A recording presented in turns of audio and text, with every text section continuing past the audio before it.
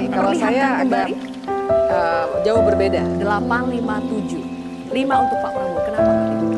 Kalau saya justru melihat gestur Pak Prabowo itu gestur yang sebenarnya menahan emosi. Ya misalnya kan yang Mas Anies gitu, atau come on Pak Ganjar gitu, come on. Dan gitu ada yang beberapa bagian yang sebenarnya tidak dijawab dengan lugas. Misalnya waktu soal MK itu kan ya kita kan sama-sama tahu, tapi sebenarnya kan jawabannya tidak jelas gitu. Iya. Kalau saya orang yang nggak tiap hari melontotin MK, saya nggak tahu sama-sama tahu apa gitu Iya. kan. Nah jadi buat saya itu menggambarkan bahwa ada ketidaksiapan sebenarnya untuk menjawab hal-hal seperti itu. Yang seharusnya dari tadi makanya saya ngomong timnya gitu ya. Menurut saya kan ini memang benar sesuatu yang bisa, public speaking itu sesuatu yang bisa dilatih. Oke, Sesuatu yang bisa dipersiapkan dan saya merasa malah tidak siap dalam soal-soal seperti itu. Kang, Ya kalau kita mau jujur sebenarnya sejak awal Anies itu konsisten ya. Mulai statement pembuka sampai closing statement sangat agresif menyerang kubu Prabowo Subianto. Yang kedua kalau kita cek ada sekitar 2 pertanyaan yang menurut saya cukup krusial yang dialamatkan kepada Pak Prabowo.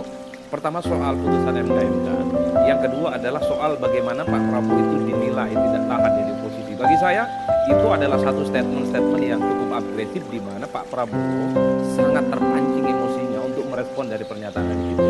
2 hal ini yang kemudian menurut saya menjadi variabel penting betapa memang sejak awal Anies itu memang peluru nyasarnya adalah peluru nyasar nyerang dan sangat tajam.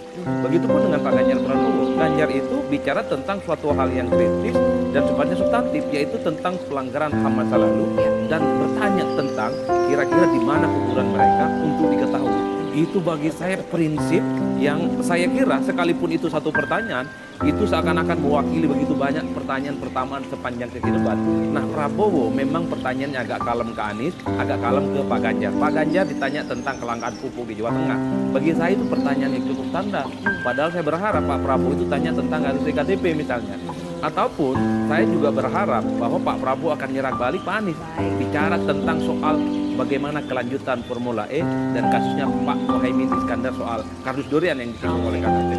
Nah, tapi rasa-rasanya Pak Prabowo ini menikmati posisinya dalam zona nyaman sehingga tidak agresif menyerang dua konteks langsung.